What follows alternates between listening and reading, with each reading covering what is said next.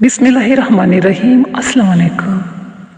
अल्लाह ताला ने हज़रत आदम अलैहिस्सलाम का जिस्म मुबारक तैयार किया तो फरिश्तों ने एक नई शक्ल व सूरत देखकर ताजुब का इजहार किया और आपकी खूबसूरती देखकर भी खुश हुए। शैतान ने जो आपको देखा तो कहने लगा, भला ये क्यों पैदा किया गया?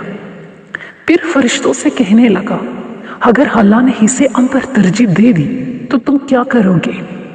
फरिश्तों ने कहा, हम अपने रब का हुक्म मानेंगे।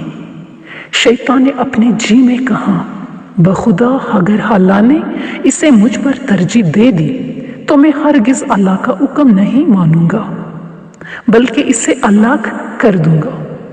फिर शैतान ने हजरत आदम अलैहिस्सलाम के जिस्म अक़दस पर थूक दिया जो आपके मुकाम नाफ पर पड़ा।